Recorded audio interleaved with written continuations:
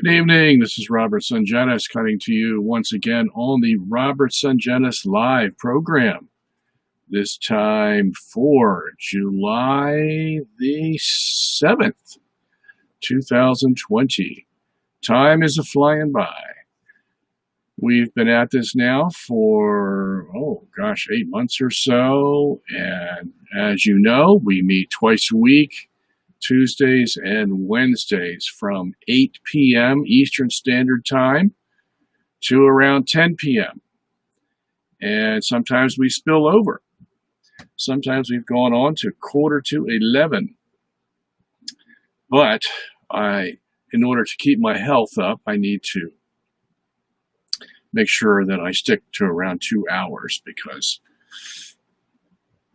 I'm not getting any younger, and I need my beauty sleep. So, as you know, that comes first. And if I have any time left over, I will do my best. Now, we are on a new platform, program, well, whatever you call it. As you can see, I've got my little name there at the bottom and my website. Fancy, huh? So I'll keep that up. And we have, and thank you to Jonathan, by the way, who's done all this for us. He keeps up with all the technical stuff. So we are on a program called Restream, live studio. So I don't know if the picture's any better or not, but it looks pretty good to me. And we have another feature that I'll be showing now. So here, let me see. Let me go to my chat screen here. All right, so we have another feature where you ask your question and I can put my cursor over it and your question will appear on my little TV box here. So that sounds exciting, doesn't it? And what else do we have? Well, we got some housekeeping things to take care of here. And we got some questions from last week, and we also had some mail-in questions that I have to get to. So I got to do all that first, and then I'll get to your questions on the board. And let me see, where should I start? So if you're new to the program, you write in your questions, and then I will try to go through as many of them as I can. And you can ask any question you would like, within reason. We're not going to talk about, trivial stuff. We're just going to talk about important things. But any important thing that you think is necessary for your life and your Christian walk, things of that nature, feel free to ask, and I will help you in any way that I can. And I'll answer your question from our Catholic faith, the Bible, our tradition, or anything that would help. Okay, so if you don't know anything about me yet, because I know we have some people new in our audience tonight, I've been doing Catholic Apologetics now for 27 years. And in my early years, I had programs on EWTN. Can you believe that? Way back when Mother Angelica was at the head of EWTN. Those days are over, of course, but that's where I got my start, and I did a couple of programs there, and then I wrote a few books, and then I got myself into some trouble, and then I made a movie, and all that within 27 years. Wow.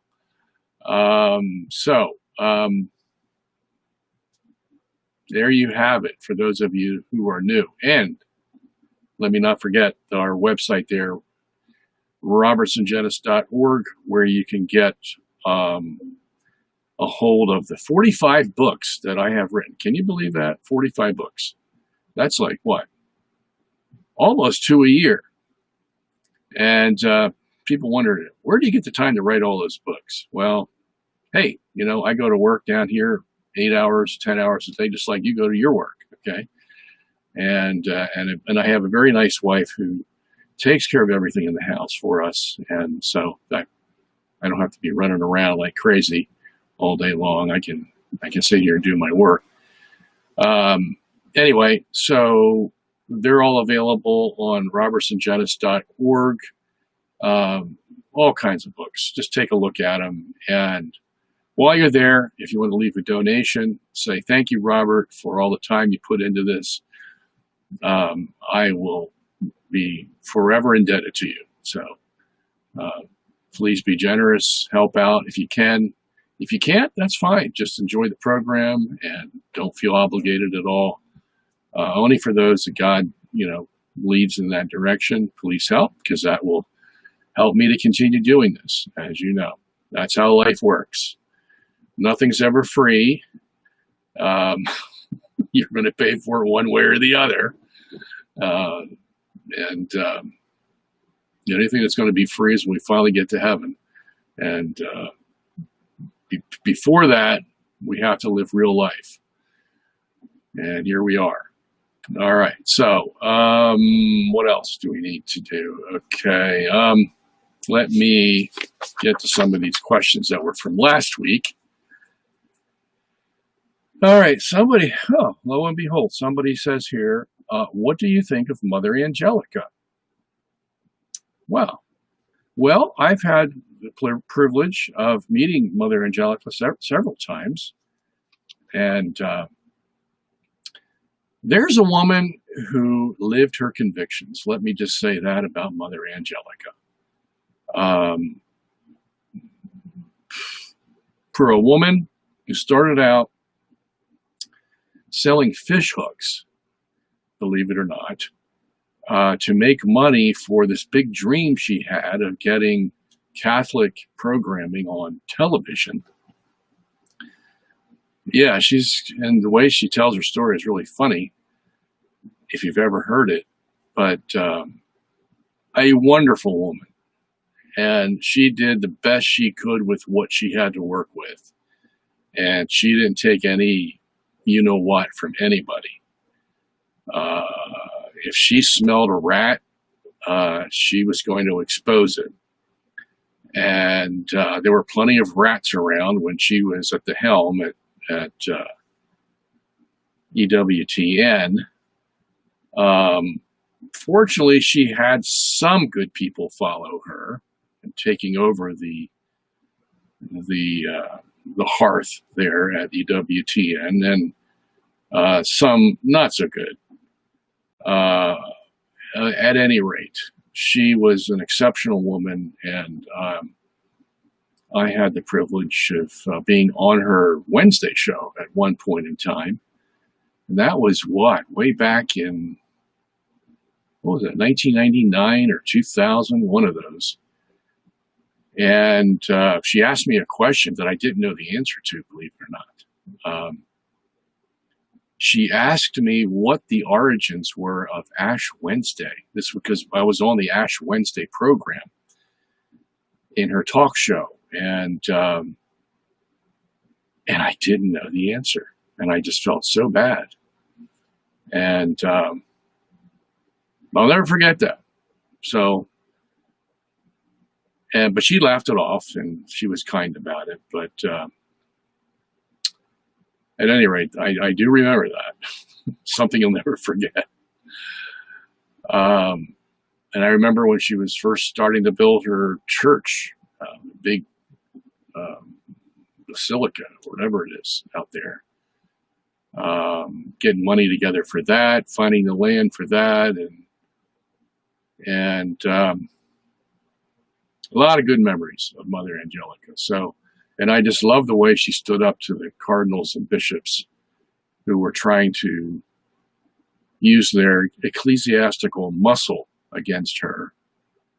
And one of them was Cardinal Mahoney out there in California, raging heretic, who she called to task for his view on the Eucharist, basically saying the Eucharist wasn't the Eucharist, which is what a lot of these cardinals and bishops believe today. They're so liberal. She held her own, and they tried to put the squeeze on her, but she held her own, and God bless her. I could say a lot more about Mother Angelica. I wish we had her back, or someone like her. But she left a vacuum when she left, and nobody has filled it. And at any rate, very, very good woman, very good nun. All right, somebody else says here, we were talking about the Jews last week. What is a real Jew? And hopefully we got that done.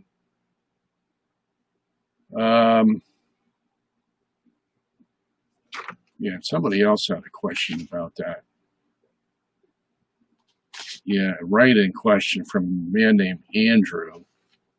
And he said, I have a reservation to how you keep referring to the biblical people as the Jews. My problem here is that I cannot believe you are unaware how big a confusion this reference causes. No, I was not aware of it, dear Andrew, so let's see what you have to say. As you surely know, in Judea, during Jesus' life, lived Pharisees, Sadducees, Samaritans, and other sects. But the Jew is merely an invention of the 18th century, is it? Where the word refers to the people who religiously, not racially, are the followers of Phariseeism, then Talmudism, then medieval rabbinism, and then modern rabbinism.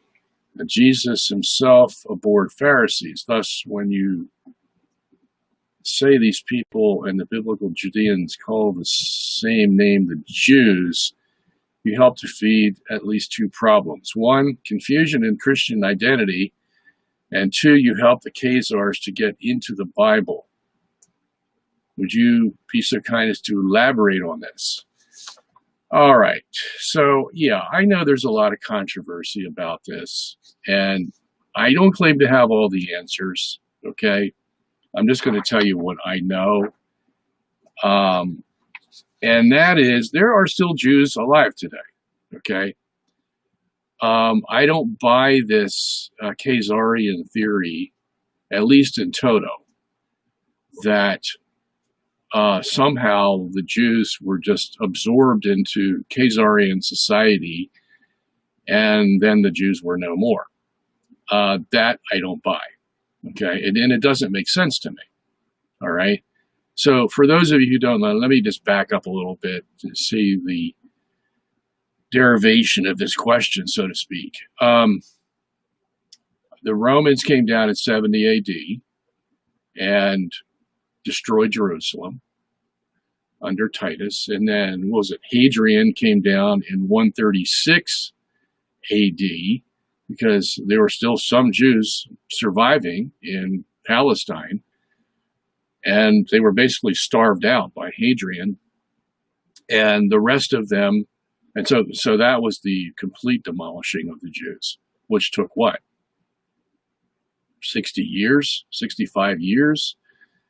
So it wasn't an easy job for the Romans, as easy as we make it sound, at least getting the last of the Jews out of Palestine.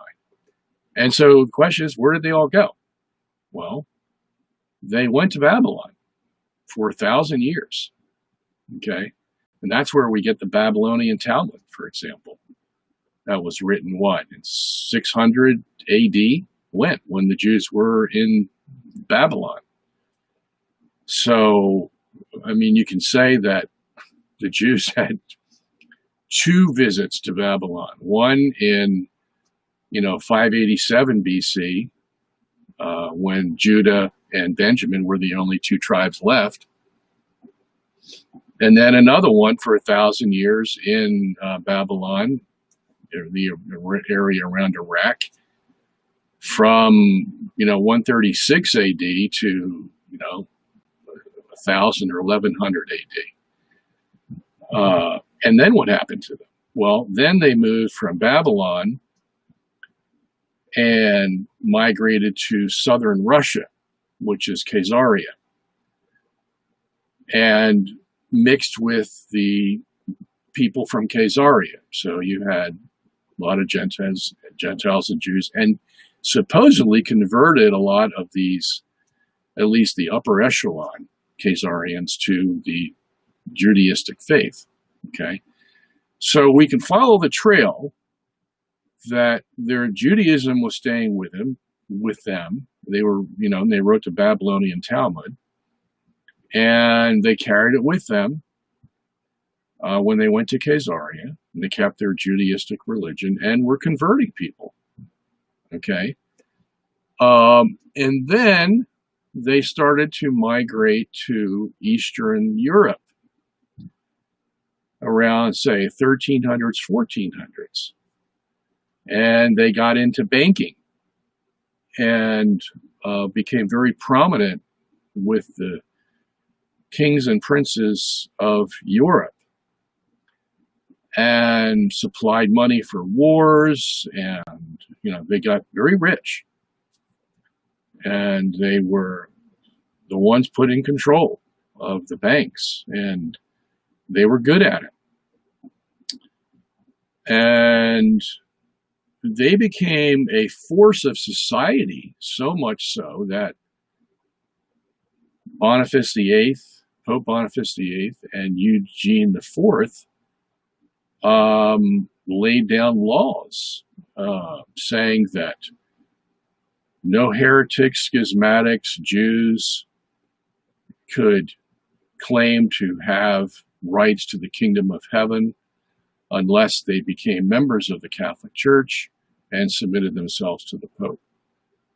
So the Jews became prominent enough in Europe at that time where the Pope himself, in the 1300s and 1400s, had to say what the Catholic Church's position was on the Jews.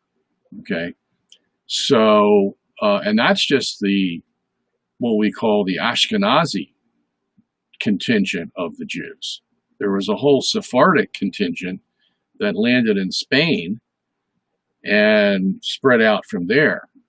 Okay, so you had two veins of Judaism at the same time. And like Menachem Begin was a Sephardic Jew. Okay, there's others that are Jew now that are Ashkenazi origin. Okay, so they existed throughout the Middle Ages. And so now Andrew's claim here is that the word Jew came from the 18th century. I'm not so sure about that, Andrew. I don't know where you're getting that from. The word Jew, as I understand it, comes from Judah, because Judah was the prominent tribe that was left, along with the smaller tribe, Benjamin, as the only two tribes that made up Israel, okay, at the time of Jesus, and the Pharisees and the Sadducees. Okay, that's why St. Paul himself says he is a member of the tribe of Benjamin. Why? Well, because Benjamin still existed at that time. He says that in Romans 11, verse 1. Okay, so earlier in 722 BC, the 10 northern tribes had already been dissipated into the world as they were conquered by the Assyrians.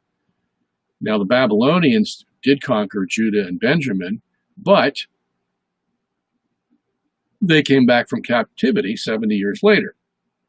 And Nehemiah, Ezra built the wall of Jerusalem again, and the people lived there from, say, 445 BC to when Jesus came. All right, so they were called Jews then because it was a short form of Judah. Instead of calling them Judites, they call them Jews. So that's where I understand the origin of the name came from. So I don't know where you're getting this, Jew in the 18th century. That's where no. The Bible itself, uses the word Jew all the time. Okay, so and that's written by the gospel writers and Paul, and Hoida is the Greek pronunciation of that. And the Hoya is the J sound, and if you were just going to take the J sound and transliterate it, you would say Judia, okay, or Jew. So it's easy to see where that derivation came from the Greek. And most of the Greeks, or most of the Jews at that time, were Alexandrian Greeks in Palestine, unless you were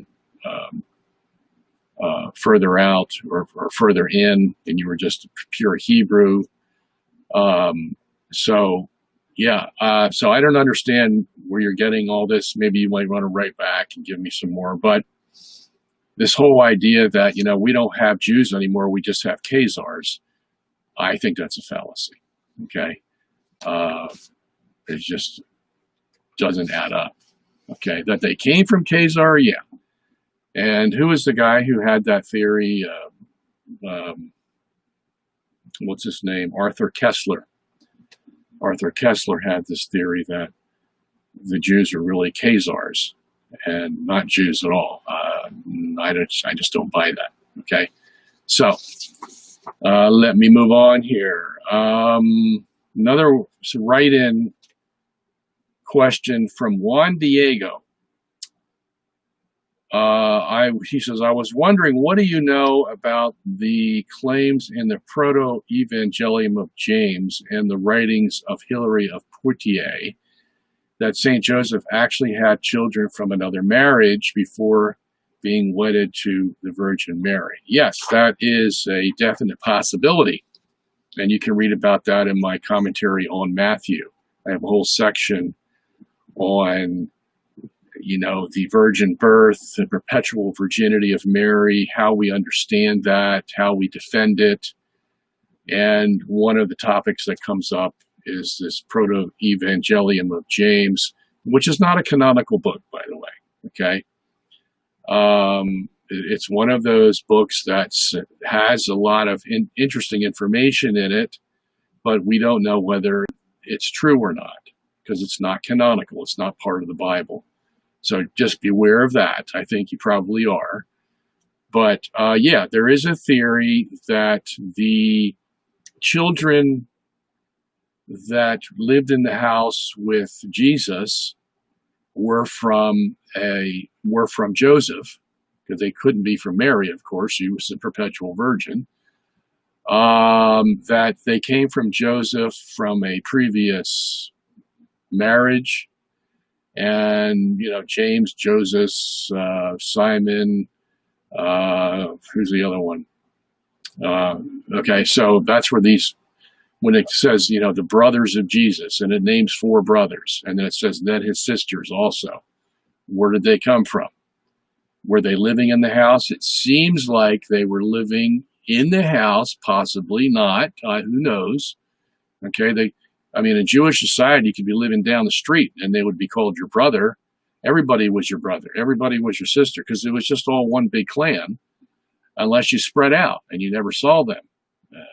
But here in this kind of living quarters, they saw each person every day.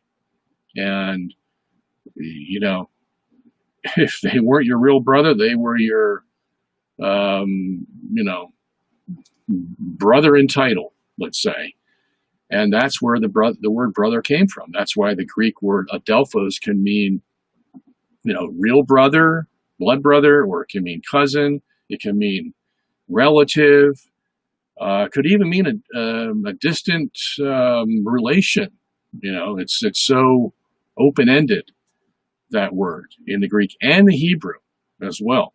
Okay, so all we know is that this was a story that was out there that gives a possible explanation as to where these brothers and sisters of Jesus came from Joseph, from another relationship. We just don't know, okay? But it is possible. And they could just be cousins that live down the street for all we know and regularly visited because Mary, because, there were a lot of Marys around there, and maybe Mary's cousin had a lot of children, and they used to come over all the time to visit with the Holy Family. That could be the case. We just don't know for sure, okay? What we do know is that none of them were Jesus's blood brothers, in the sense that they were born from the same womb, and that womb would be the Virgin Mary. That could never be, okay?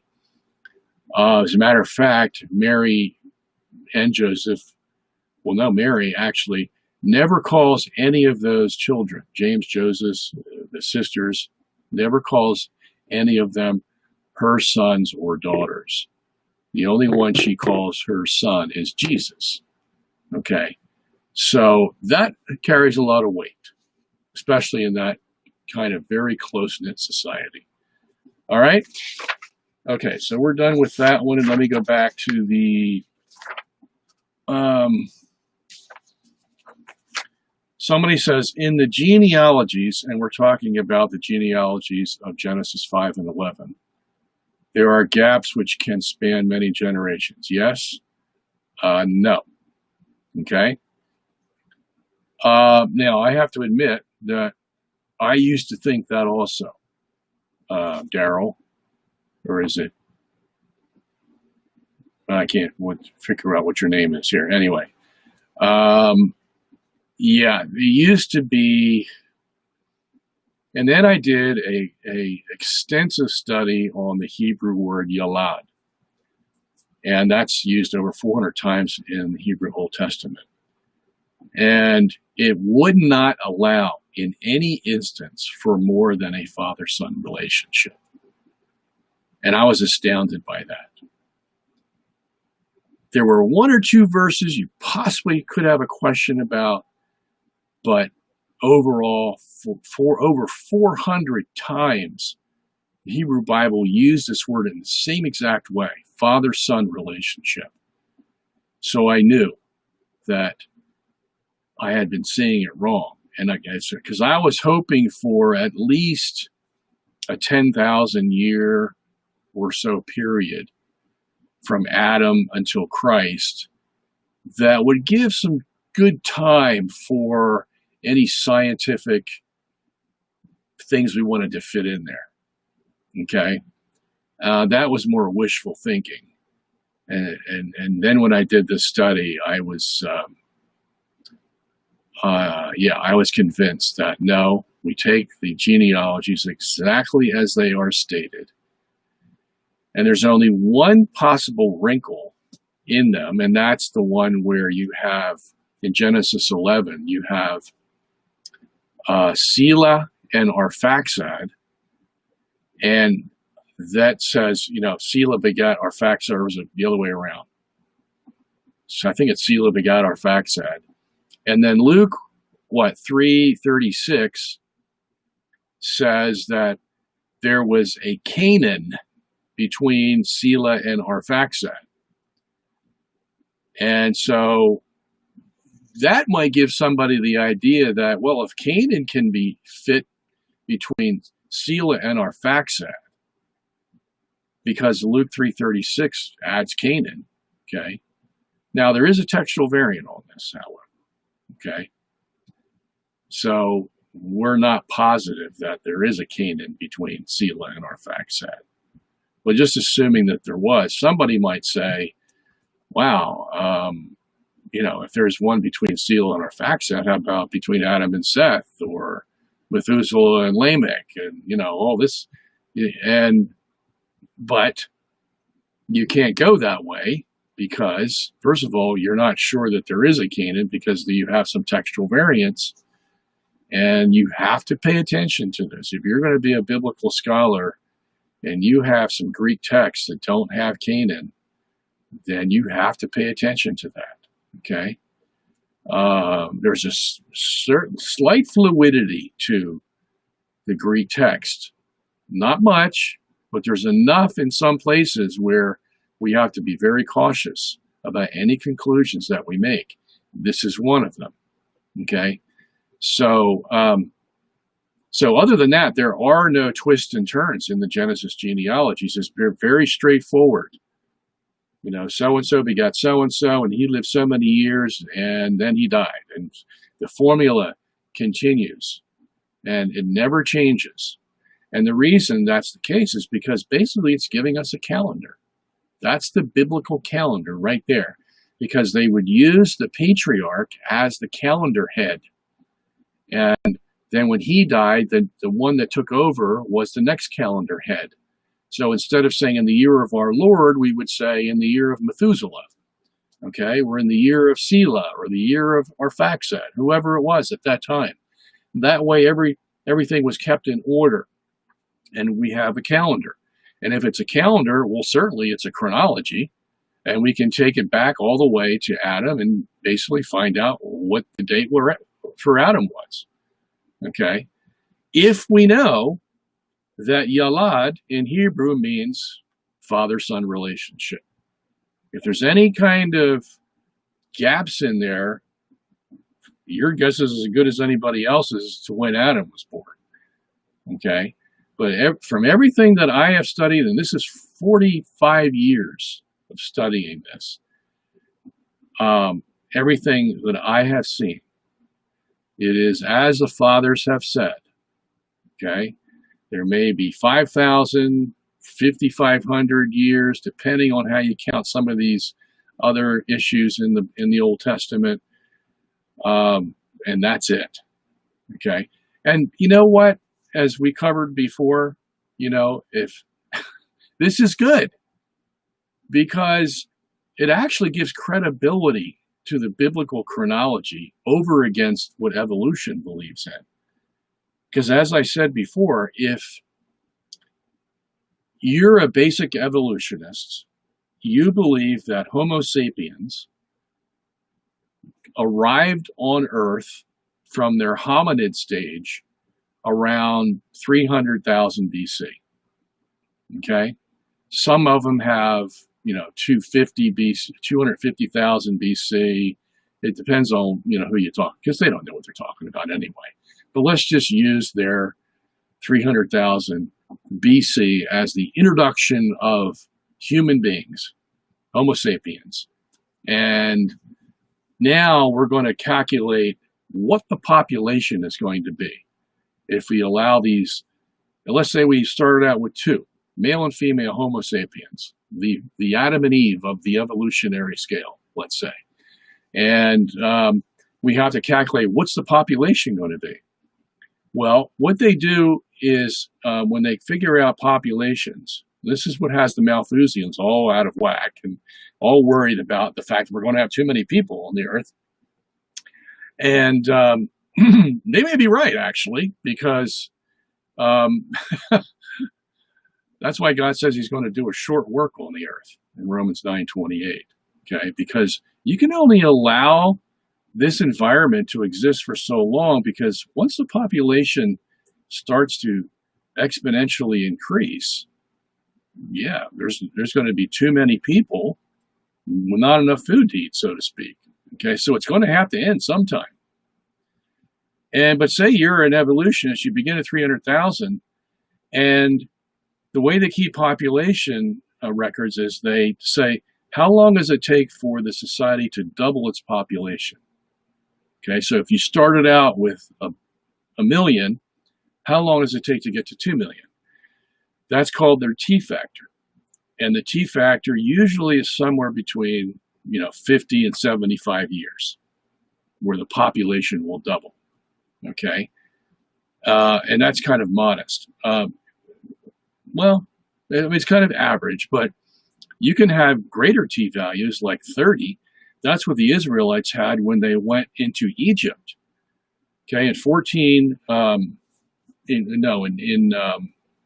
When Jacob went over to Egypt, let's say 1800 BC or so, and they lived in the land of Goshen for 430 years. Okay.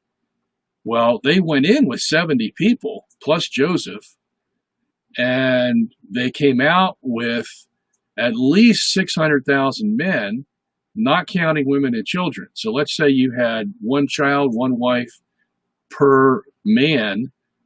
On average, you'd have about 2 million people. Okay, so they multiplied from 70 to 2 million over that 430-year period, and that's a t-value of about 30. Okay, so they had some rapid growth. And but if you're a typical evolutionist and you have a t-value of 50 to 75 years, by 293,000, which is only 7,000 years later, you're going to have a population of Homo sapiens of 2 trillion. 2 trillion. Okay? And that's including their death rates. That's what the t-value incorporates. The death rates, disease, cataclysms, you name it. What's the average, after you take all that into consideration, what's the average growth of the population? Okay? So, yeah, you'd have 2 trillion in 7,000 years. Yeah, you and I both know that's entirely too many people for this Earth to fit. You wouldn't be able to fit them on Mars and Venus, much less the Earth. 2 trillion people? Possibly, but it would not be comfortable. Okay? And then in another 7 years, what are you going to have? Okay, when we go down to 286,000 BC, how many are we going to have? A lot more than 2 trillion. Okay, so you're talking about 5 to 10 trillion now. Trillion. We're not billion. We're trillion. Okay, so the whole evolutionary scheme just doesn't work. Okay, because there's too much time. They have too much time. In the biblical scheme, and I'm focusing in on the genealogies of Genesis 5 and 11, you have the appropriate time. Because if you have any more time than what's allotted in those genealogies, you're going to have trillions of people to have to accommodate on this little earth here. And it's going to be too much. Okay? So the biblical one makes sense. The evolutionary one doesn't make any sense at all. Okay, so yeah, with the 7,000 years we've had now, okay, now, why isn't it 2 trillion for us now? Well, because we had a flood. Okay, we had Adam to Noah, and then there were like 10 million or more people. How many? I don't know, but you could calculate it out on a t-value. And by 2500 BC, okay, almost double that time since Adam had come, the whole world's wiped out. Okay, so now we have to start over again, and we have 8 people. So you go from 8 people at 2500 BC up to our present 2020. What if you have a t-value of say 50 to 75? What kind of population are you going to have? You're going to have exactly what we have today. Okay, 7 billion people. So the math works. And if that's the case, then in another 10 years, we're going to have 10 billion or 12 billion. Okay, it's going to keep on going. And so somewhere along the way, God's going to have to cut it off. And we're getting pretty near that time. Okay? Just sticking with the biblical genealogies and chronologies. It all makes sense. It all fits together like a glove. Okay? All right. So let's see what else we have here.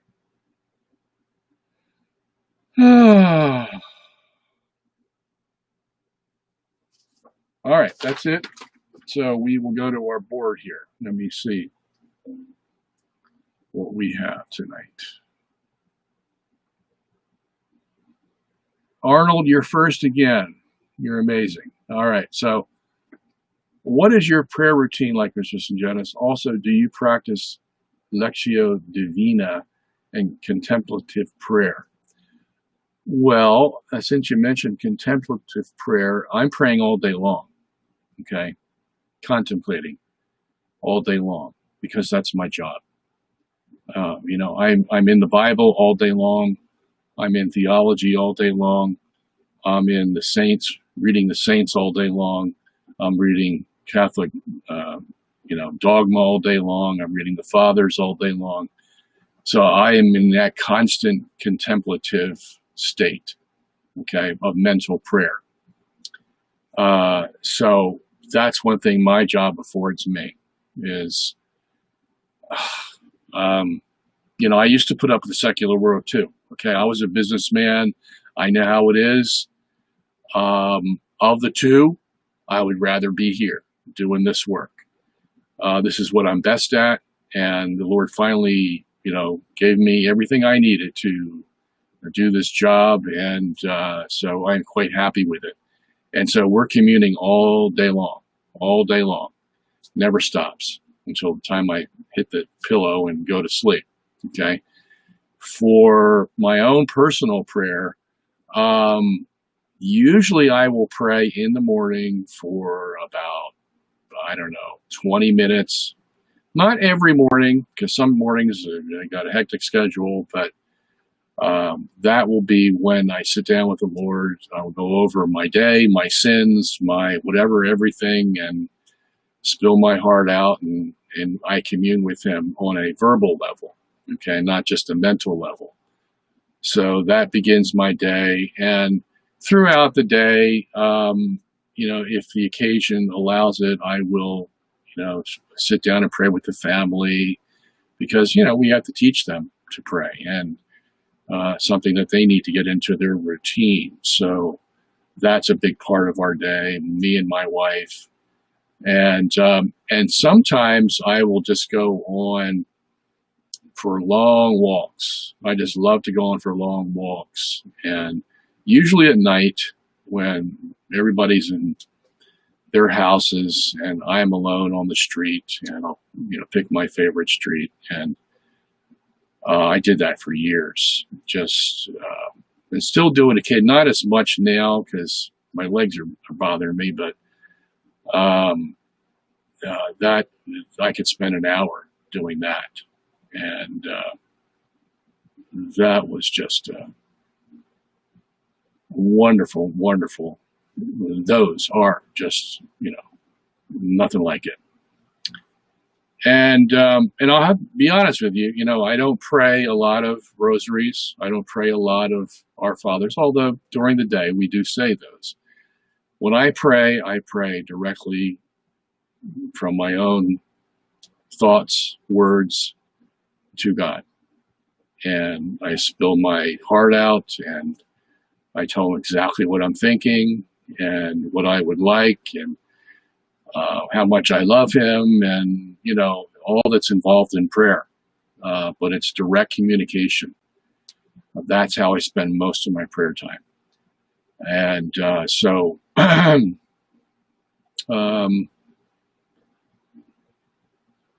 usually at lunchtime, we have dinner at lunch in our family.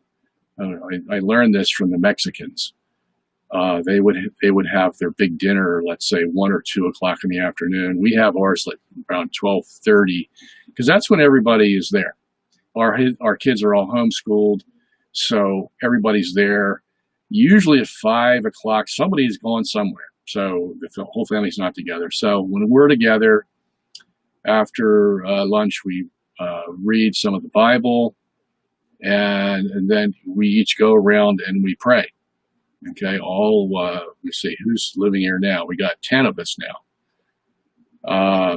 So, because one of my sons is back for a while, we pray all the way around. Sometimes we'll pray the rosary. Sometimes we'll pray extemporaneously, and depends on what I decide at the moment, depending on what the schedules are and all this stuff. So at any rate, that's what we do. So I hope that helps you in some way.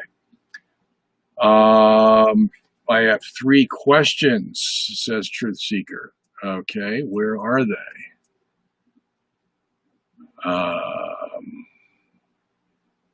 Well, first I'll get to John Smith. Are you aware of this on Amazon? By Robert A. Sungenis, Galileo was wrong, Church was right. $588.84 was going to get it, but they wanted $3.95 for shipping. John, let me tell you what happens on Amazon. Okay? These people will buy my books, and then they'll charge these exorbitant prices on Amazon just to make money. Okay? There's nothing I can do about it. Anybody can put anything they want on Amazon as long as they can fill out the proper papers and sign their name and pay whatever fees they have to pay. Okay? So you're going to get all that. That's pretty high, $588, since the book probably only costs like $40 or $50. So if you want Galileo was wrong, go to robertsungenis.org. I don't sell any of my books on Amazon anymore, okay? They're too darn expensive. I can't afford them. They want 55% up front, and what does that leave us with? Nothing, okay? Yeah, well, I'll probably lose some sales that way. Well, believe me, I'll make more money doing it my way than their way. So that outfit is a ripoff. I don't know how people survive. Well, they're not a publishing company like we have, so I guess that's the answer. But yeah, don't pay $588. Okay, come to us, robertsungenis.org, down there at the lower left-hand corner, and that's how you want to buy them. Okay, and there's many more there you can buy. But yeah, they're famous for that on Amazon. Anything they can get away with, they'll get away with. Believe me. Okay. All right. Truth Seeker says, I asked last week about my sister-in-law getting married outside the Catholic Church. I can't go to that wedding, right? And my wife is mad at me because I tell her we can't go. Any advice? You be the man who wears the pants in your family, Truth Seeker, and you tell your wife the way it is. Okay? This is what the church says we can't do. Okay? She's getting married outside the church. We can't go. We can't be a party to it. I'm sorry. God is our ruler. He comes first. I am the husband of the family, and he's given me the responsibility to conduct my family under his vigilance and under his rules. That's what you tell her. Okay? And period. End of story. And then take her out to dinner. Okay? All right.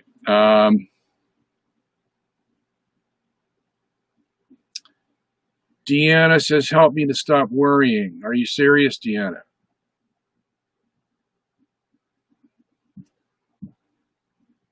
I don't see any other follow-ups to this, so I guess you are serious. Stop worrying. I don't know. How old are you, Deanna? Sometimes, when we're younger, we worry a lot. When you're coming into adulthood, we're coming into family life, we worry, we have kids and all kinds of pressures, financial pressures and stuff like that. We begin to worry a lot. Am I going to have enough? What am I going to do if this happens? What am I going to do if that happens? Life's full of that. You're not going to get rid of it. Okay? It's, worrying is part of the human psyche. And those of us who think that we don't worry, come on, you're not kidding anybody. Okay? You worry just like the next guy worries. And every day you do the same thing. We learn as we go on in life to begin to control our worrying, because at the end of the day, we find out that our fears didn't come true. And so we learn, oh, that was just, me, getting a little agitated, or maybe I had, too much pepperoni pizza the night before, or you figure it out. You figure it out. You live long enough, day in, day out, you figure it out. Why sometimes you worry, why sometimes you don't. Okay? And so as you mature, you begin to deal with your worrying. Okay? And don't let anybody kid you who says, well, I don't worry. Yes, they do. Okay? It's like me saying, stop thinking of a pink elephant. All right? Just the mere fact that I mentioned it is you're going to be thinking about it. Okay? It's just the natural consequences of being in this cursed world with a cursed body and sometimes not too confident mind. It's just the way things are. Okay? But you learn to cope with it. And friends will help you, and relations will help you. Reading the Bible will help you, and praying will help you. And, but it's not going to like a switch you turn off. Okay? Oh, today I'm going to stop worrying. It doesn't work that way. We all know that. Okay? It's something we have to work through. And sometimes in our life, we worry more than others because we go through more tragedies in some parts of our life than other parts of our life. Okay? And it's natural to wonder and worry because you don't know the future. Okay? Now, if by becoming to the point where you lose trust in God, or you lose your faith, or you start snapping at people and you're not the same person anymore, well, obviously you're not coping with it. Okay? And you have to learn coping mechanisms. And so you go see a counselor, you go see your priest, you go see your friend, and you let them know your problem, and they will help you.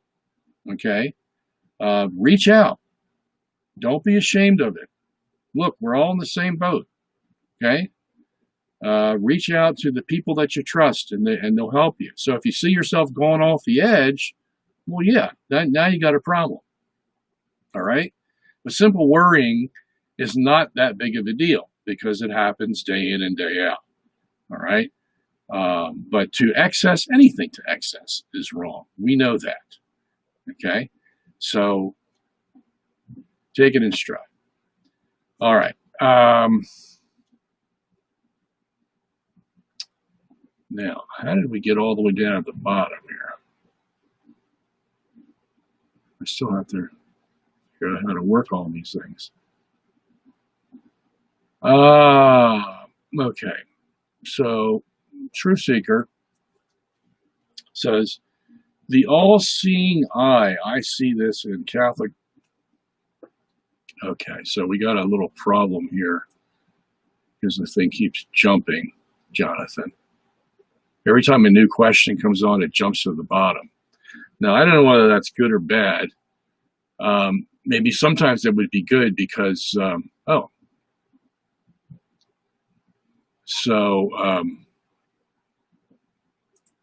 now here is part of Truth Seeker. Now, I didn't use this feature yet, so I'm going to use it now. But first I have to read the question. Yeah, all right. I see this in Catholic churches and Catholic art. The Illuminati use this symbol too, and many people think it is a satanic symbol. What do we make of it as Catholics? Well, here's what you do. It's certainly not a Christian symbol, right? We don't use that. We don't use the pyramid.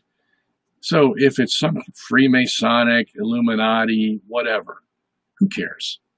Okay? Let's not get worried about that kind of stuff. It's all around us. It's been around us from the dawn of time, and it's going to be around us until Jesus comes back. In one symbol or another, in one kind of group or another. Okay? whether it's the Knight Templars of the Middle Ages or the Illuminati or the Freemasons, whoever it is, when one group dies, another group's going to take over and do the same thing. Okay? Until we get to the end, when the man of sin is released and he takes over the whole world and there's no more Christianity, basically, well, hey, great, because now we know Jesus is right around the corner. And I just have to put up with these idiots for a little bit longer and it's all over. Glory be to God. So it doesn't matter. Don't worry about that kind of stuff. Don't get hooked up on, symbols and all that kind of stuff. Who cares? Okay? All right. Now, let me, All right. So another question comes in. Robert, I would like to ask you, do you have a favorite Japanese cartoon?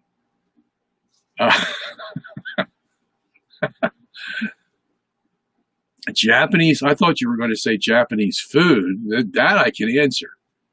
Cartoon? No. I can't say that I am familiar with Japanese cartoons. So not in my repertoire of everyday practices and entertainment. So sorry, I can't help you there. Now, Japanese food, yes. And I especially like soy sauce on my rice, believe it or not. I know you Japs don't like to do that, but I do. And I like your sushi. I like everything you guys make. Japanese restaurants are one of my favorites. So that I can help you with. All right, so let's go down. A lot of amens here. Got the amen crowd with us tonight. That's great. Love amens. Wish I could hear your amens. Yeah, you might find this silly, but, I like to go to, or at least like to watch them. I don't have a lot of time to frequent them, but I love to go to the black churches. Catholic black churches. I'm talking about black people, okay, and good Catholic black people who are basically, amen and from the pews and preach it, brother, and all this stuff. When the Catholic pastor gets up to preach his sermon, they're into it, and then their songs. Their hymns, the way they worship is just, they're all into it. And they just have the rhythm, they have the style, they have the music, and I just love to watch them praise the Lord. As long as their doctrine's good, and it's good if they're Catholic, I know that the worship that they have is right in accord with all that they believe. And it's just something to see. This is one thing I just love to see. So, Truth Seeker says, can you give us a timeline of your geocentrism journey? For example, tell us when you first got into it. When did you publish your first book on it? And when did the idea of a movie come about? Okay, I'll try to make this short. I got into it one day back in 2003, September. It was a Sunday afternoon, visiting, what was I doing? Yeah, I was visiting the in-laws, and everybody was taking a nap, and I was up and didn't have anything to do, so got on the computer and happened to be dancing around the internet and came across this guy who was touting geocentrism. But he had a PhD in astronomy, okay? If it was just anybody else, I wouldn't have given him the time of day. So I said, what is a PhD in astronomy doing talking about geocentrism, of all things? And that's my first introduction to it. And so I had to make the decision whether I was going to go out and play basketball that day or I was going to press the next key and get further into his website. And I decided to press the next key. And that was it. That was it. All right. So I pressed the next key. Then I saw that he explained why this was the case. And since I had taken physics in college, I was a physics major for a while. I knew some of the equations he was using. I knew the logic he was using. And then I said, wow, this makes some sense. Totally a surprise to me, but made perfect sense. So that was it. Then it was just a matter of getting as much material as I could. And there wasn't a whole lot of it. There were a few on the internet. There were a few I found that books had been written, but these were, they weren't detailed. They weren't, didn't answer a lot of the questions, just bare bones kind of stuff. So I studied as much as I could, and I did that for the next 2 years, and then I started to write a dissertation for the PhD I was trying to get. I was already in a PhD program in England, and I was writing on another topic, a theological topic. And but once I fell in love with geocentrism, because I saw the implications right away, I knew that this was a big thing, because the Catholic Church had been bombarded for the last, 400 years for making a mistake with Galileo. And that basically opened the door for people to criticize the Catholic Church for many things. Because if the church was wrong about Galileo, and she claimed that this was her right to condemn him and heliocentrism, and she was wrong about both, that is, she's wrong both about her views of geocentrism and even her prerogative to address the issue, what else is the church wrong about? Yeah, that's the natural question you would ask. And yeah, as a matter of fact, a lot of Galileo historians write their books in that way, where they say, the church was wrong about Galileo. Well, she's also wrong about contraception too. Things like that. And you can expand that to a lot of different cultural areas. So I knew that this was important, because if we could show from science that the church was right, scientifically speaking, that means there's no excuse anybody could ever use that, well, the church got this wrong, what else did she get wrong, kind of mentality. And that's what the mentality a lot of Catholics have today, who practice contraception, or who, don't go to Mass every day, every Sunday, or, pick and choose, like cafeteria Catholics, what they want to believe. Well, the church got Galileo wrong.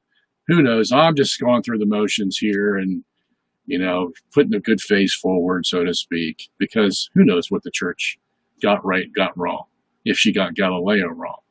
So even a lot of Catholics do that, okay? So again, I knew this was a very big thing, because if we could prove that the church wasn't wrong, and it was Galileo who was wrong, then the Holy Spirit did not take a vacation in the 1600s when the church was dealing with Galileo. He was there, as he always has been, leading the church into all truth, as Jesus promised. Or did Jesus say, yes, I will lead you into all truth, except this guy named Galileo is going to come along and he's going to tell you that the earth goes around the sun. Okay? You're on your own. Okay? See if you can figure it out. No, that's not the way it works. Okay? So, knowing how big it was for the Catholic Church made me put double effort into it.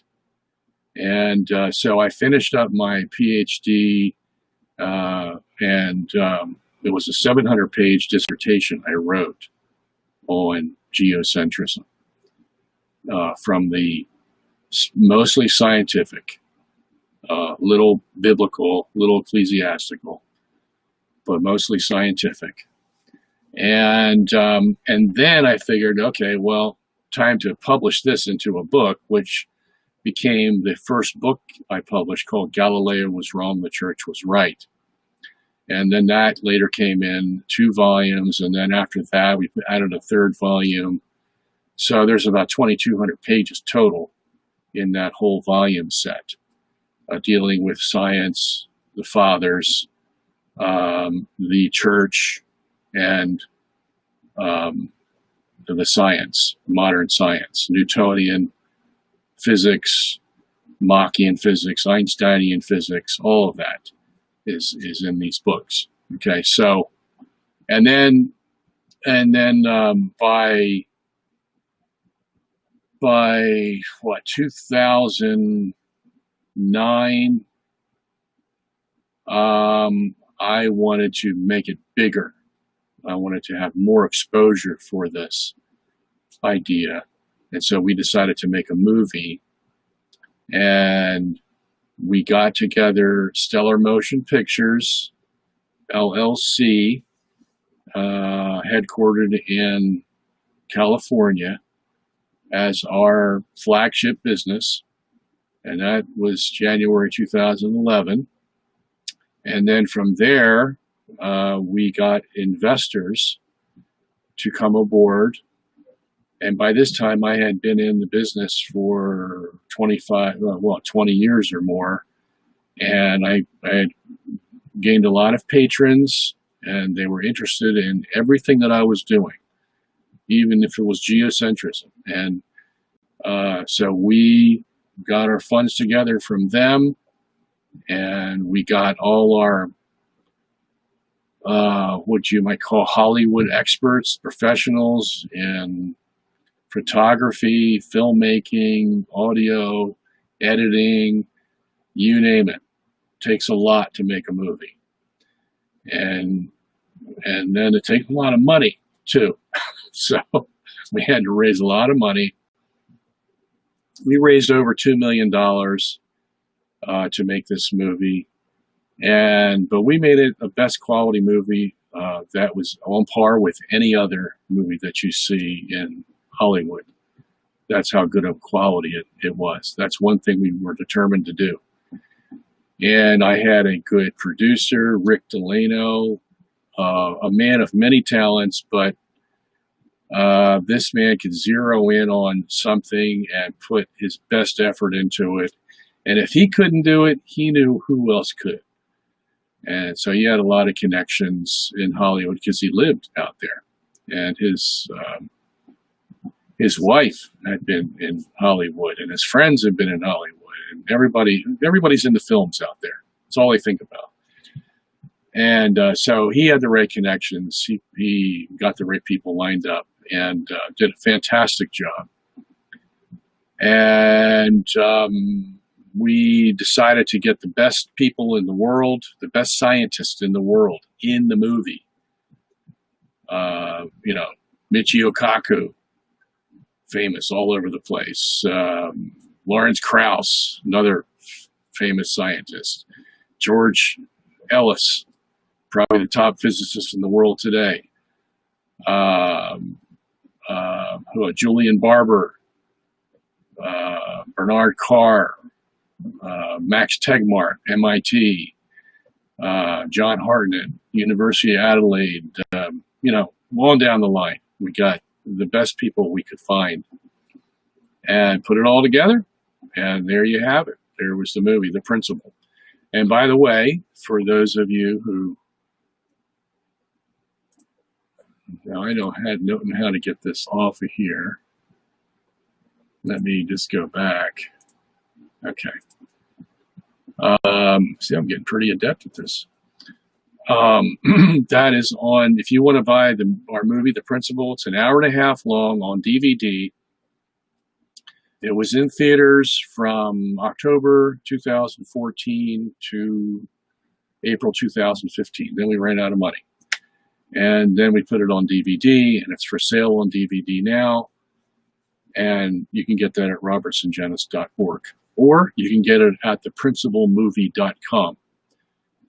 2 of those places. And we have a lot of material on theprincipalmovie.com. Go visit it. You have tons of information for you about what happened when the movie came out. And we were bombarded by the press. Overnight in April of 2014, 6 months before the movie came out, we were bombarded by the international and national press about, what a stupid movie this was. And, they attacked me personally. And we had 150 news outlets overnight writing stories about this. And they're all saying the same thing. So, they were being fed their material from higher on up, whoever the higher ups were. But it was amazing to see how fast things worked once you said something that society didn't like.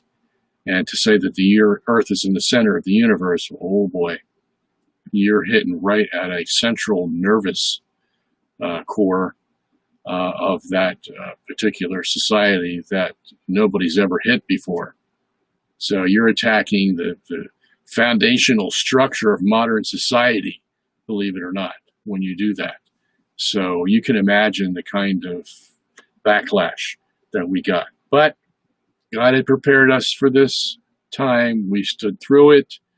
We held our own, and they were all made to look like fools because they did it all wrong, number one, and they were all wrong about our motives, and they were all wrong about how we put things together because we were very fair.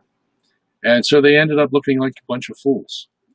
But they don't care, in the 24-hour news cycle, you're a fool one day and you're a genius the next, so. At any rate, that's the story, okay? So let me go on to the next question here. A Protestant is trying to tell me I need to be rebaptized because I'm Catholic. She says that babies aren't in faith. How do I respond to this? Okay. From the beginning of the Bible until the present time, what has been the paradigm that God has given us? That the parents are the teachers and the responsible party for their children. So that babies who were 8 days old were circumcised, and that allowed them to become part of the covenant family. Now, of course, the baby's not going to make a decision by himself, is he? So you would think that God has a contingency program, right? Yes. And that's, if the parents have faith, then it is assumed by the church of that day that the parents are going to teach the child the faith as the child grows in maturity.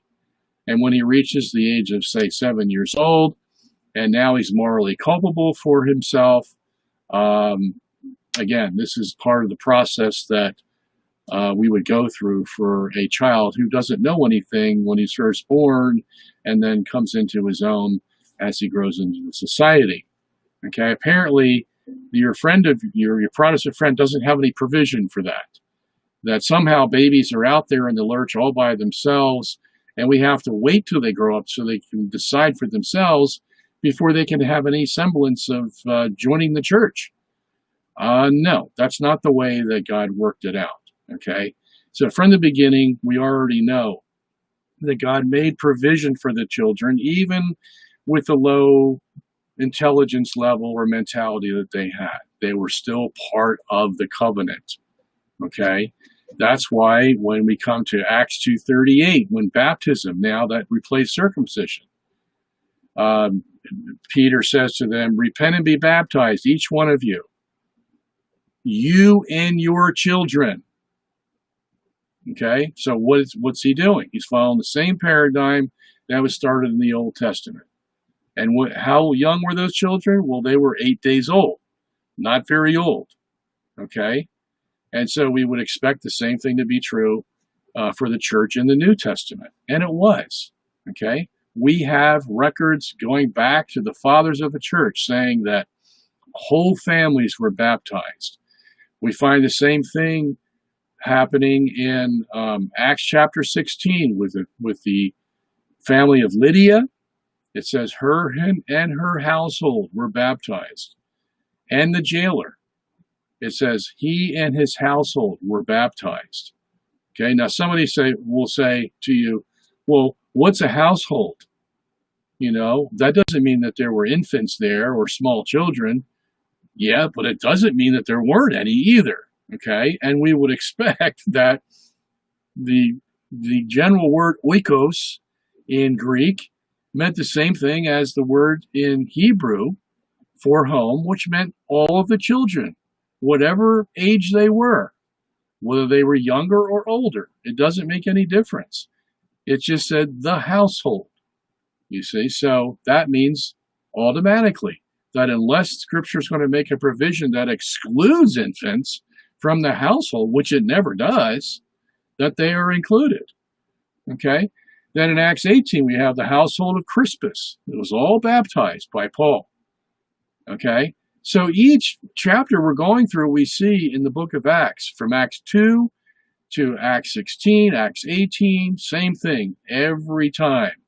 The whole family, under the tutelage and responsibility of the mother and father, the whole household is baptized. Okay? That's the paradigm that the Scripture gives us. It doesn't give us this separation like the Baptists believe in, where somehow the children, infants, are just sort of, outside members of the church. No, actually what you're doing is you're exposing that child. Because you don't baptize them, you're exposing them to hell. That's what you're doing. Okay, now granted, God will judge the child based on the age, but the fact is you're putting them in spiritual jeopardy by withholding baptism. So if there's anybody who is doing something wrong, it's your Protestant friend. Okay, because the last thing you would want to do is put an infant in jeopardy for their eternal salvation because you were negligent in baptizing them. Okay, you are not following the biblical paradigm. Now, of course, you'll say, well, we disagree with the Catholics. Well, of course you do. You disagree about a lot of things. But your church came 400 years ago in the 1600s, and it split off into 150 different denominations. 150 different Baptist denominations exist today. Why? Because they all disagree with one another on even baptism, and yet they're called Baptists. Okay? So you've just proven that you guys don't know what you're talking about because you all disagree. The Catholic Church has had the same doctrine of baptism since its inception, and the same belief as to who is to receive it. Never changed for 2,000 years. And it started with Jesus and the apostles. So tell me which one's right.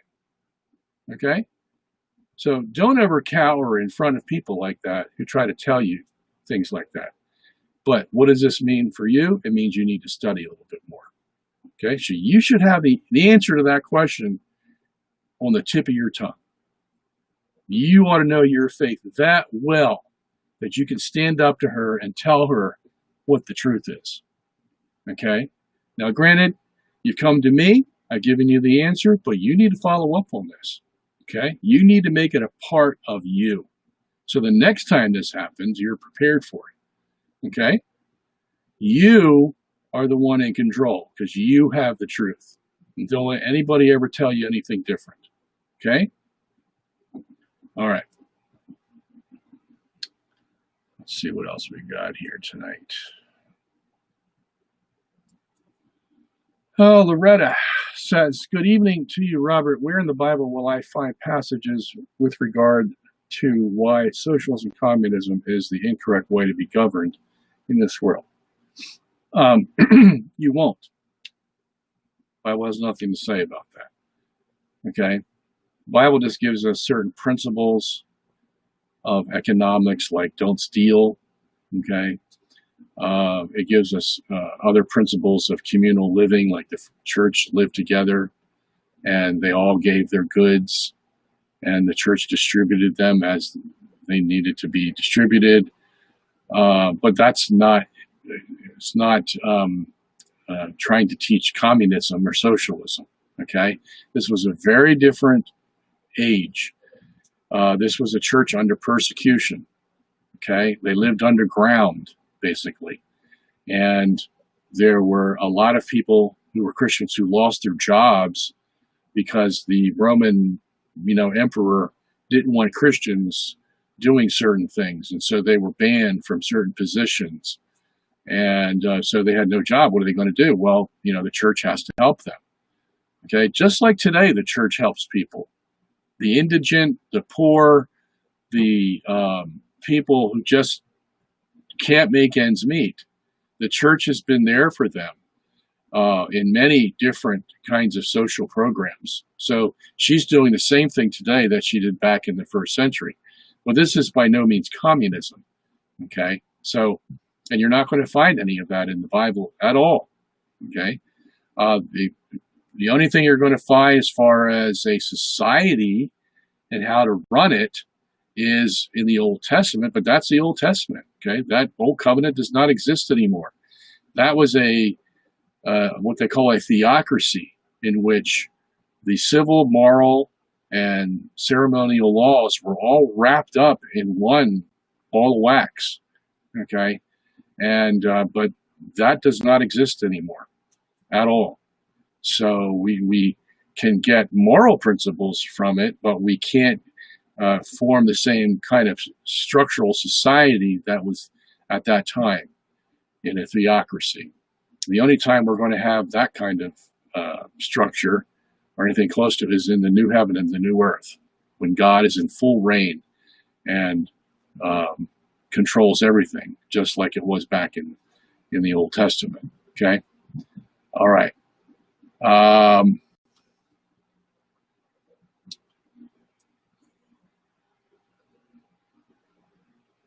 Okay, so we got a lot of amens.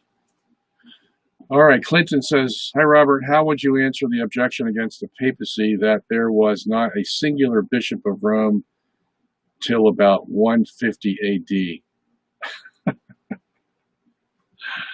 I don't know how these guys come up with this stuff. I've heard this too. But, they have to say it. That's one thing that I've learned doing Catholic apologetics is they need somehow, even if they can't prove it, they need to get it out there that there wasn't a pope or a bishop of Rome from until 1950. Okay? Well, first of all, let's look at this. First of all, if they admit that it happened in 1950, they admit that it happened, correct? So there's a bishop of Rome in 150 AD, which means there's a bishop of Rome after him, and a bishop of Rome after him, and so on and so on. And what do we have? Voila! We have the succession of the bishop of Rome from 150 AD to the present day. So they've just defeated their own argument because they admit that it's possible. The only thing that's wrong is the date's wrong. They're choosing 150. They've still admitted that the process, the whole system of the Bishop of Rome is one that was established at one point in history. So they know it's viable. They know it's a possibility. Okay, that's the first way you defeat that argument. Okay, now the second way is you say, where's your evidence? Okay, they have none. All right, I mean, already in the Bible, it's Peter is writing First Peter chapter 5, and he's writing to the Gentiles in Bithynia, Asia, 5 provinces over there to the far east of where he's situated in Rome. And he's in Rome writing this epistle to these Gentile Christians in the first epistle of Peter, and it's like 64 AD. It's the same year he's going to die. He's going to be hung upside down by the Roman Emperor Nero. And Peter is writing to them in the spring of 64 AD. And he says, I'm writing to you from the Church of Babylon. Why? Well, because Babylon is a symbol of Rome. Okay? It doesn't mean that Peter's in Babylon. I mean, 1,500 miles away. It means he's using Rome as a symbol because by this time, it is like Babylon. Because you got some nut running the show in Rome, and he's a pagan, and he's made Christianity religio illicita, an illegal religion. Okay? So Peter's in Rome. Well, yeah, what's he doing in Rome? Because he's the bishop of Rome, that's why. And then Linus is mentioned in what epistle? What is that, 1st or 2nd Timothy? I think it is. Linus. Well, that's significant. You know why? Because Linus was the 2nd bishop of Rome. Okay? And we can show this by the historical records. We can go to Josephus, we can go to many other different places and see the line of popes, Peter, Linus, Anacletus, so on and so on. Okay? We know their dates. All historical records. Okay? And they all came from Rome, starting with Peter. Okay? Peter was first in Antioch. We can show through the fathers that he was transferred from Antioch to Rome, and that's where he died. That's where he was. And obviously, if he's going to be turned upside down on a cross by Nero, he's got to be in Rome for Nero to do it. And that's where it happened. Okay? And that's why they call Peter the Bishop of Rome. So, I mean, all the records are there. You have to be blind not to see it. And unfortunately, most of these people are blind. They don't want to see it. That's one thing you have to keep in mind. You can only bring a horse to water. You can't make him drink, as the saying goes. Okay? But, yeah, it's clear as day. All right, so let's go on. Hi, Robert. I just want to ask about Matthew 28:1. Is it a good argument about Sunday worship? Because it mentions 2 Sabbaths. The other is Mianton Sabbaton. What can you say about it? I used to have a good answer to this one.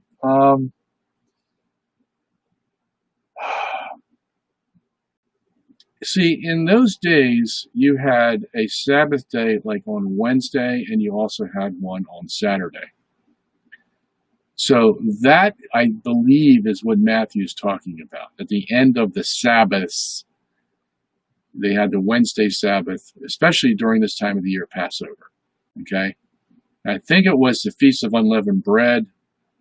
Now, that wasn't called the Sabbath, but the Passover, I believe, was called the Sabbath. I need to go back and look at this again. But that's where the plural is coming from in Matthew 28:1. Okay? Because then the Saturday would be the 2nd Sabbath of that week. Okay? So, in other words, the Jews didn't just call the 7th day the Sabbath. They had various Sabbaths because Sabbath was basically the rest. What days were you going to rest? And on those high holy feast days, Tabernacles, Passover, Pentecost, you had a lot of intermixing of the Sabbaths because it would require a Sabbath rest for a particular feast day. Okay? So I think that's where Matthew is getting those from. All right? Now, I haven't looked at it in a while, so I need to brush up on that. So that's what I'm going to do. See if there's anything more that needs to be said. But that's my best answer so far. Okay? All right. Brad says, hi, Dr. Robert. What do you think of the Nephilim? We get this question so many times on this show. Obviously, this cannot be true, as an angelic spirit does not have the seed to procreate. Thank you, Brad. Very good. You've come to the answer without me having to say so. Yes, angels are angels, men are men, women are women. Angels and women do not copulate, okay? So If anybody has any notion that the Nephilim are some kind of human demonic hybrid being, no, that's not what the Bible's trying to tell us, okay? The sons of God at that time were the church of God. It says in Genesis 4:26, men began to search for the Lord. And so there was a whole group of men who were searching for the Lord. They found him. But you know what happens to the church sometimes, like it happens today in our church. Okay? Most of the people in the church aren't searching for the Lord. I don't know what they're searching for, but they're not searching for the Lord. Okay? Same thing back in those days. You had an apostate church. Same thing you had in Israel. As Paul says in Romans 11. You know, here I'm in a nation of what? About 10 million people, and I can only find 7,000 who haven't bowed the knee to the devil. Okay? This is in the heyday of Israel. 800 BC. Just 200 years after David and Solomon. You can hardly find anybody who believes in the true faith. Okay, so this is what happened back in those days. And the sons of God, were just, let's say, casual Christians, and weren't doing too well. And they became worldly, and this is where the words Nephilim comes from. It says in some versions, and they were giants in those days. Well, giants is just the word for name. It just means, these were the big popular men of the day. These were the men of renown. These were the football players and the actors, the Hollywood actors, and the big politicians, and the media moguls, and the Bill Gateses, and the big investors making all this money, and these are the people of the world. They love the world. They live the world. These are the men of renown, the men of name. These are the giants of the day. Okay? Same thing back in that day. Okay? It wasn't talking about physical giants. It was talking about mental, social giants, so to speak, who were disrupting the society and making it corrupt. Because all the Hollywood people, all the politicians, not all of them, but a lot of them, the money makers, they all live immoral lives. Okay? And the more they proliferate, the worse it becomes. And it became so bad in that day that God says, all right, I'm going to destroy it all. I'm sorry I made man on the earth. And then he caused a big flood to come and wiped them all away. Okay, so that's what the Nephilim are, if you want to put it in, our proper terminology. Okay, let's see what else we have here. Do you know how to explain 1 John 5:1? At the first glance, that seems to mean the regeneration, but this can only happen at baptism. Let me see. 1 John 5:1. You sure that's the right verse? 1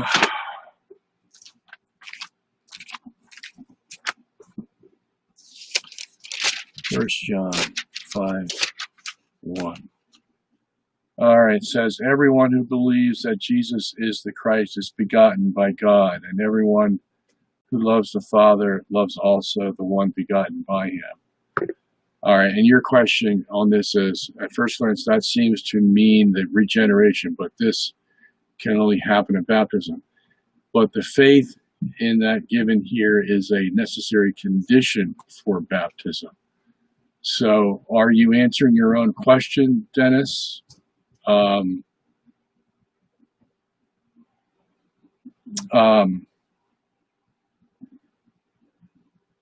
See, well, you have to understand the context here. There's this guy going around named Cerinthus, who is an apostate, and he's teaching another sort of Christianity. and he has his own ideas. Like, for example, he believes that Jesus was divine at his baptism, and then when he died on the cross, he lost his divinity and he died as a man. That was one of his doctrines. Okay, so he's going around, and that's why John, in his epistles, is talking about those who believe that Jesus is of God, is the Son of God, are true Christians. Why is he saying that? Well, because Cerinthus is going around, saying that Jesus lost his divinity. John is saying, no, he never lost his divinity. He's always was, always will be divine and the divine Son of God. Okay? So he's fighting this, John is fighting this guy named Cerinthus throughout this epistle. Okay? And so when he says everyone who believes that Jesus is the Christ, in other words, he's saying everyone who believes that Jesus retained his divinity, died on the cross with his divinity, and rose from the dead with his divinity is begotten of God. In other words, Cerinthus is not. He believes something different than what we believe. Therefore, he's not begotten of God. Okay? So basically, John's trying to say, who's a true Christian, who's not a true Christian?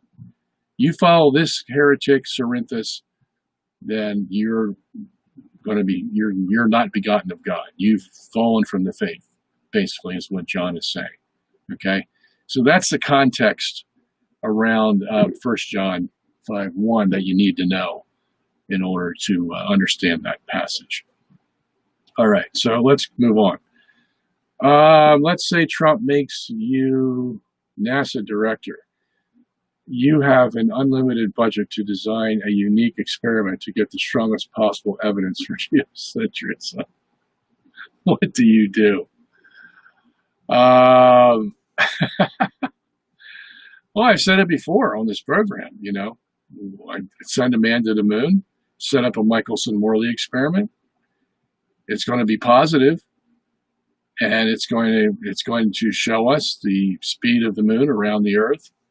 And as soon as it does, it's all over for modern science, okay? Because we don't get the same thing on the Earth. We don't get anywhere near the supposed revolution of the Earth around the sun. So there's our control factor. We already got the control factor. We just need one other place to do the experiment that we know that moves. And we know the moon moves. So there we go. So there, that would be a budget probably of about $100 million or $200 million, maybe more.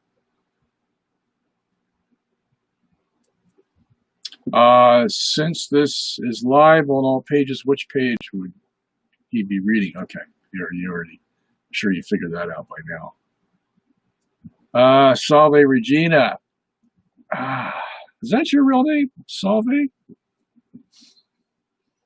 Dr. Sungenis, I have been reading Father Robinson's Realist Guide book, and I am enjoying it. I know you disagree with it. Is your disagreement with his idea of realism itself? Or just his thoughts on creationism and geocentrism? I found his to be pretty level-headed. Well, his book's kind of... it's kind of two books in one. The first part, the first 6 chapters, was dealing with philosophy and how to understand philosophy on layman's terms. Great job. Few disagreements with that at all. When he gets to the science, that's where he messes up totally. Okay?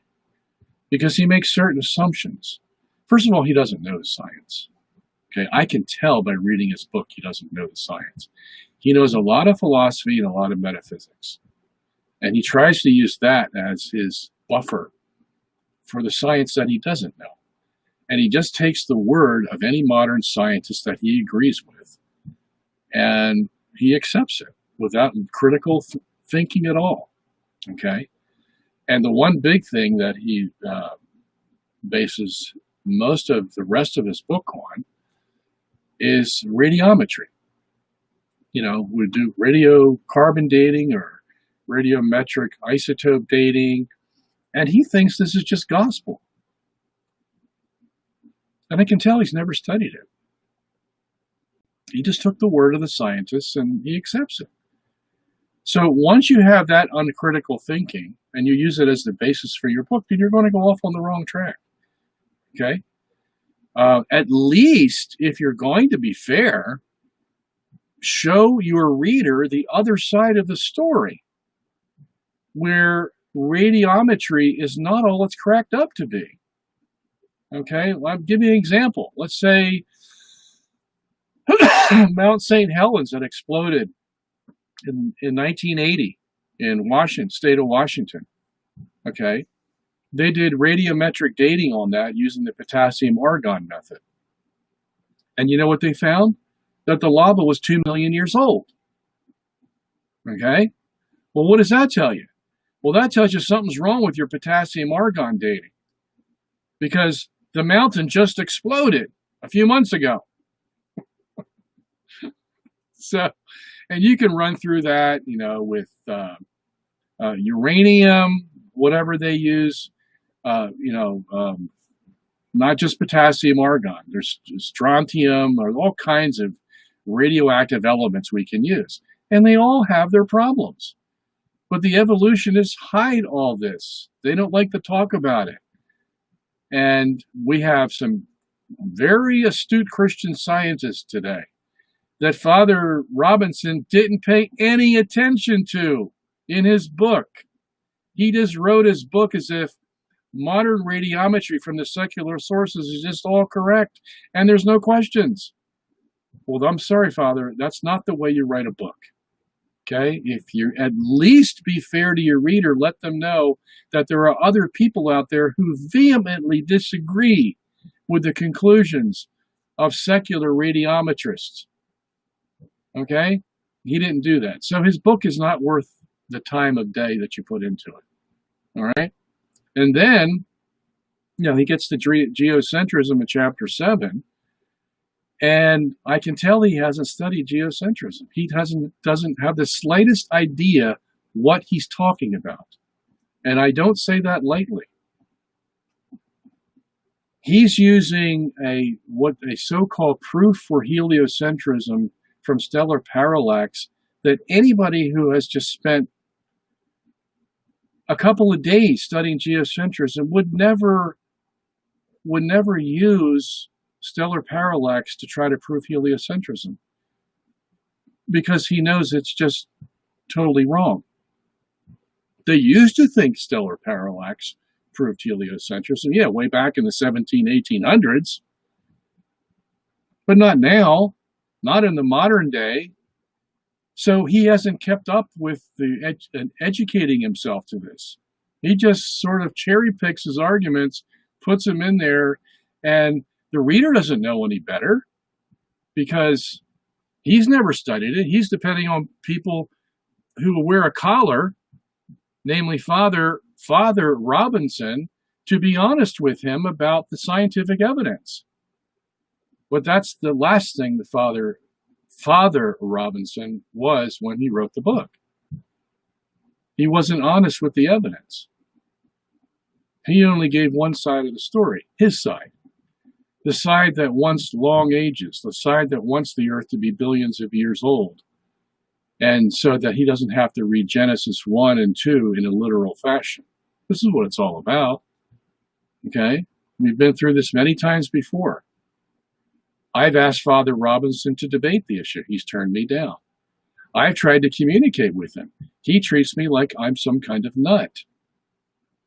And he actually implied that in one of his first letters to me. And the first letter I wrote to him, very polite, and I have a witness to the letter. So, in case he tries to say, Robert's a mean old codger, I have a witness that will say just the opposite. And when I tried, he basically said, "What are you doing writing to me?" Is the basic thing I got from his letter. that I had no right to write to him. So, okay, this man has a problem. He has a real problem. And he doesn't want anybody challenging his theory that comes from the other side of the fence like I do. And so now we see why he didn't put in the other side of the story in his book, because he doesn't want any competition. He's got his mind set on what he thinks is right, and that's it. It's over. Don't even discuss it with him. Okay? So, yeah, I have very little respect for the man. I'll be very honest. If you're going to come across as a scientist, knowing the science, you better do your homework. He did not. And I can see why he doesn't want to debate the issue. All right, so let's move on.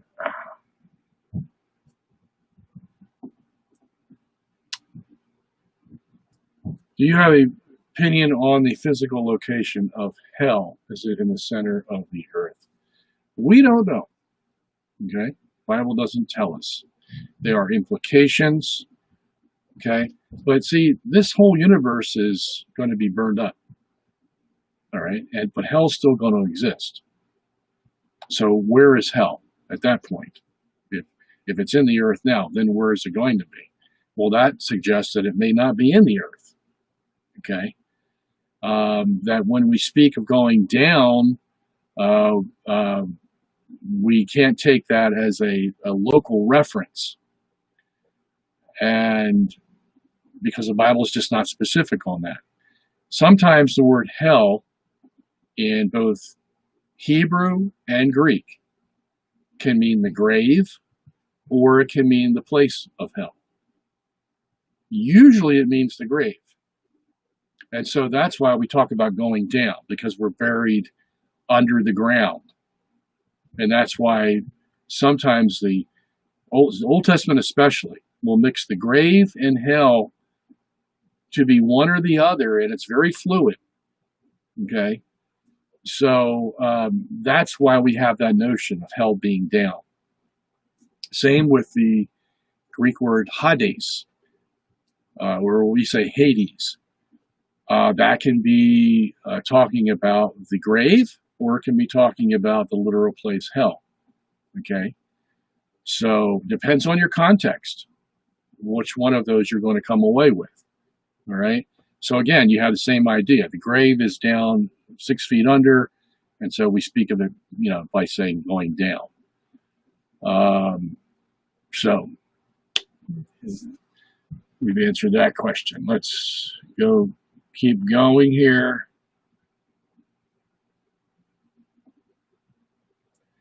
Anne Catherine Emmerich, you mean Emmerich, not Emetics, states, hell is a planet obscured by the earth. Well, Anne Catherine Emmerich gets a lot of information that is not verified. So I hesitate to put my stock in what I've read from Anne Catherine Emmerich. Okay? Be very careful with that. Just because they have a famous name does not mean that the information they have is correct. Okay? If it is, if she believes that, then she's the only one in history that's ever said it. And, not likely. Okay? Not likely at all. There are other things that Anne Catherine Emmerich has said that I have just been very puzzled by. And I'm just suggesting to you from my experience, if you want my opinion, I would not put too much stock into it. And I'll leave it at that. Okay?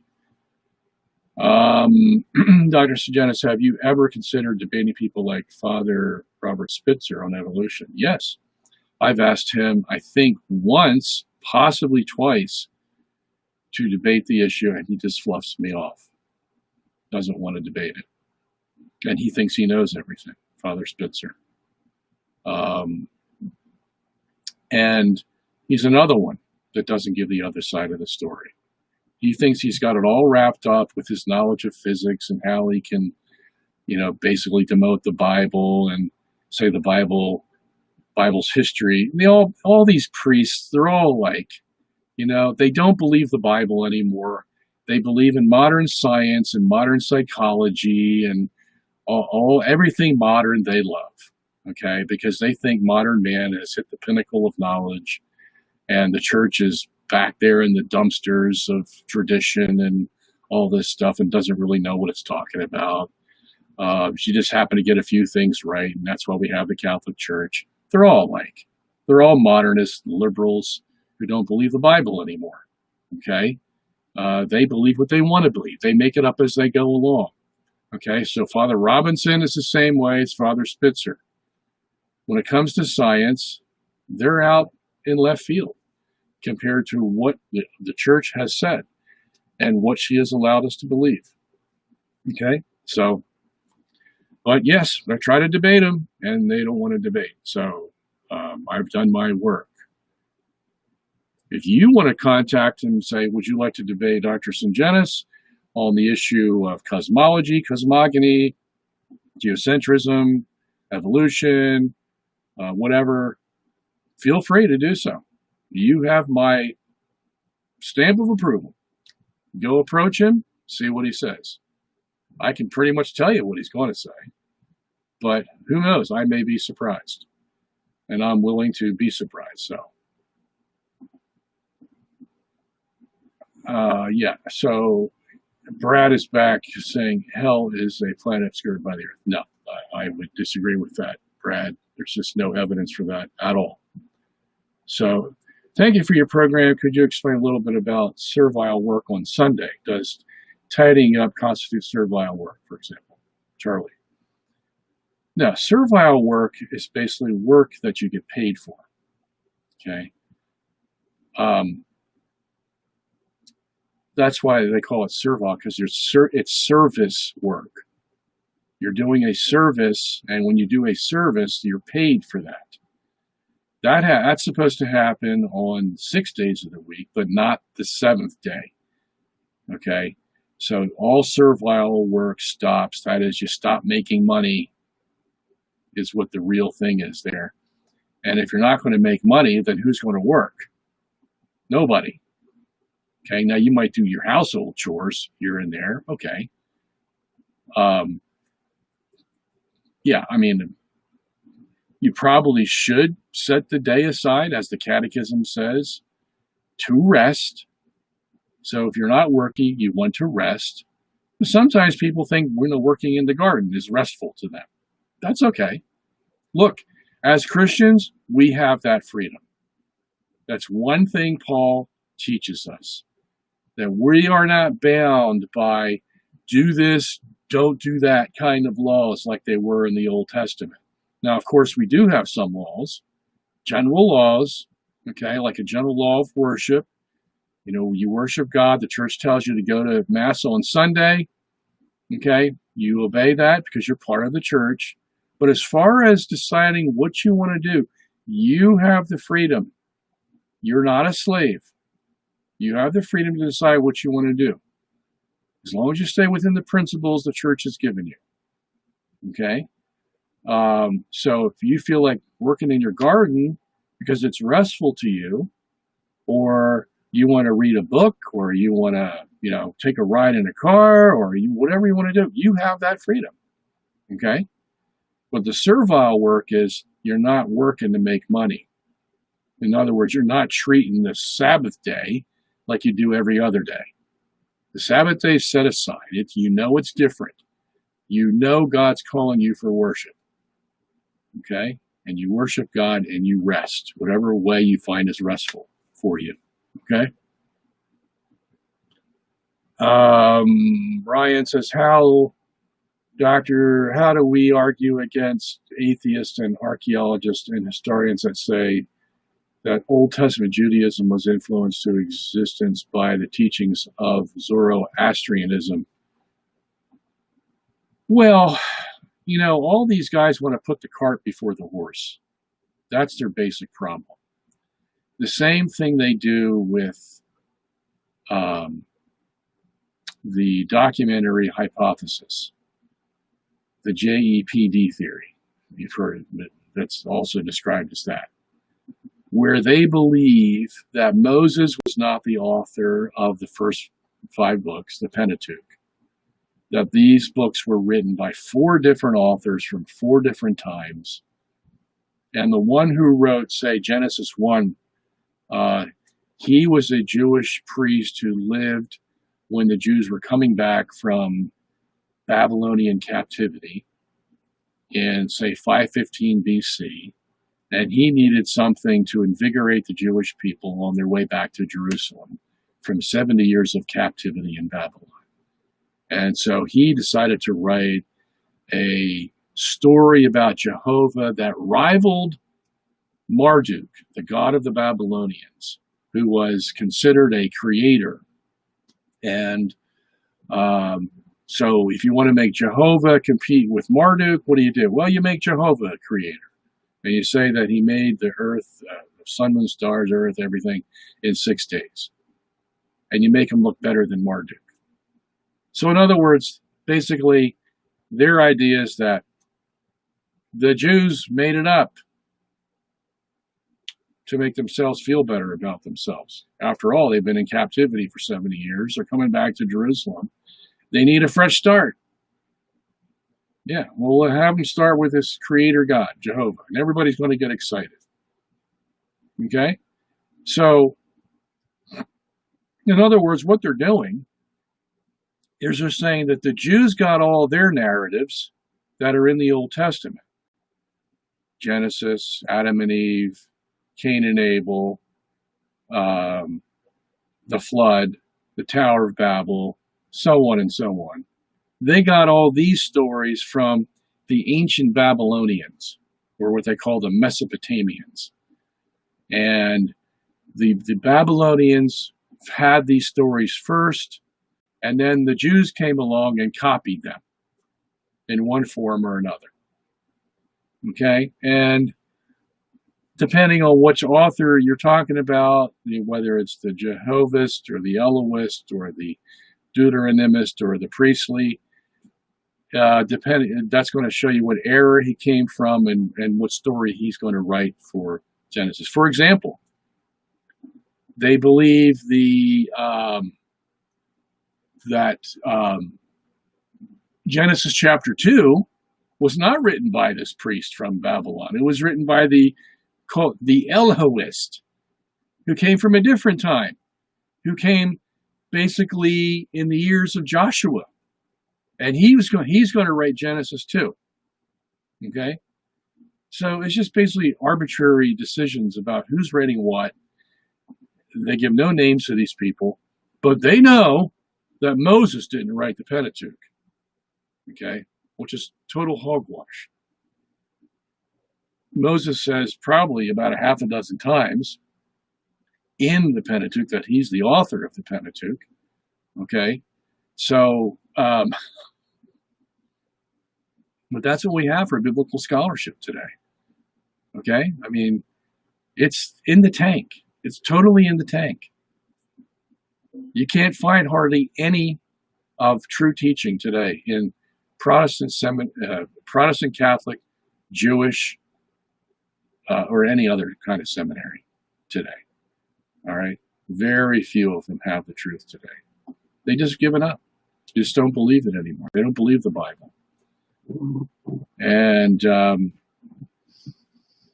so that's how they would try to explain it. So you get a pagan religion, and the Jews basically borrow from that pagan religion, but they sort of clean it up with Jehovah and all the Jewish things that they believe in. Okay? Same thing that the JEPD theory does, the documentary hypothesis. It's all the same ball of wax. Depends, but the only difference is what pagan religion you're going to put at the end of it that the Jews are supposed to get their religion from. Now, it should be the other way around. Okay? The Jewish tradition passed down in the Toledeths of Genesis 1 to 11, where you have one generation passing it down to the next generation and the next generation. That's where the Toledeth is. And Toledoth, I should say, not death. Toledoth. And they pass it down in the tradition. And along the way, you get the Babylonians, you get the Assyrians, you get the Egyptians, and they're all taken from the Jews, the traditional stories from the Jews, and then they make these stories into what they want them to be. That is the Babylonians or the Egyptians, the Assyrians, whoever they are, even the Sumerians, okay? Because they go back the furthest. But that's where all the stories are coming from the basic Jewish tradition that's been being passed down in these Toledoths from generation to generation, starting from Adam. Okay? So it's just the opposite of what these guys are saying. And then when you examine, what's the latest date you have for this famous story about Marduk, the Babylonian god? Tell us what's the extant date that you have. And in the story that's called Enuma Elish is the name of the story about this god Marduk. Where does that come from?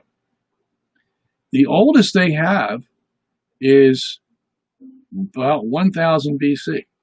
That's it. Okay? Well, that's it. And you're basing this whole theory that the Jews got their religion from whether it's Zoroastrianism or Mesopotamian pagan culture or whatever, and the oldest manuscript you have that describes that is from 1000 AD? You got to be kidding. Okay? Yeah, so it's all based on conjecture. There's no chronological manuscript that we have found that sets the date far back, 3000 BC, 2500 BC, where we could testify, oh yeah, of course, the Mesopotamian culture and all their narratives about the flood and everything came first. You see, no, there's nothing like that at all. So it's all whistling in the dark is basically what it is. All right.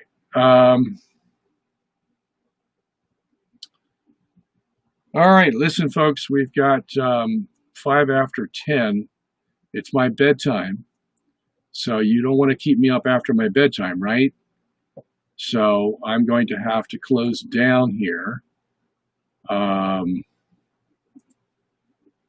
But I'm trying to figure out how to copy all these, because when I come back tomorrow, because it looks like we've got a lot of questions I didn't get to. So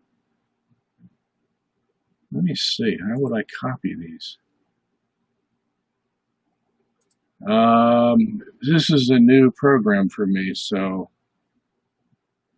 I have to figure that out. Anyway, I have to say goodbye to you, so we will depart, and then we will join again tomorrow at 8 p.m. to 10 p.m. on Wednesday, July the 8th. And thank you for being here. God bless you and keep you, and stay in His graces and pray, and we'll see you tomorrow. All right. Let me... Now, you guys don't mind me now if I'm still live here.